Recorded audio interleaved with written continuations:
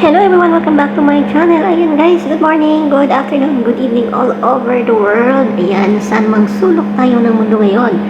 Magandang buhay. Ayan, pag-usapan na naman natin ang ating mga iniidolo na si Beyonce at si Kalinga Prado. Kasi nga diba, kumanta sila doon sa ribbon cutting sa bahay ni Carla. At maraming nagsasabi na hindi man daw kinausap man lang ni Ido si Beyonce. Guys, even po ni Carla iyon, di ba? Kasi pag naman sila ang makikita natin na lagi nag-uusap, syempre mapokus na naman yung mga camera doon at syempre, alam niyo na.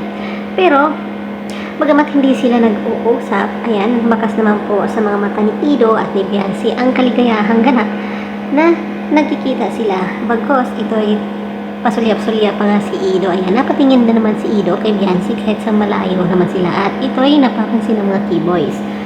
Alam niyo kasi magkalayo kasi ang mga lamesa nila, Kalingap Ido at Beyonce, kasi syempre si Beyonce nandoon sila sa grupo ng mga Kalingap Angel, samantala si Ido naman is nandoon sa mga K-boys.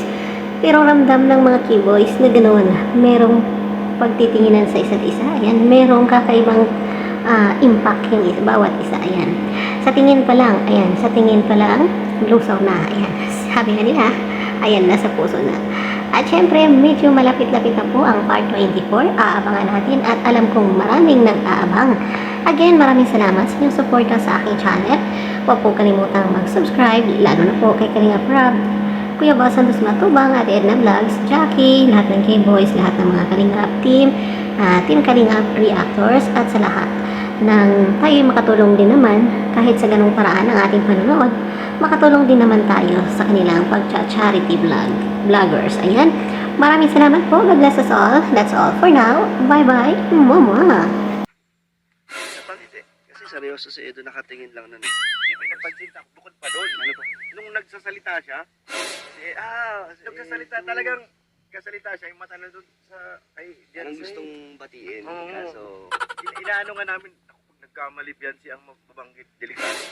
May nasabi din si Kuya Edo doon sa mga angels na tingnan mo naman yung mga angels. ayaw Yun yung ano natin bro. Yun ang ano eh, namuntik, inisip ko nga, naku, pag nagkamali ng salita, mabanggit si Beyonce. Kitang-kita na talaga, Oo. halata na Pero halata ano na. naman, ramdam natin. Talagang hindi na may tatanggi. Nandito na bro. Ay, malapit na. Nandito na. Nandiyan na.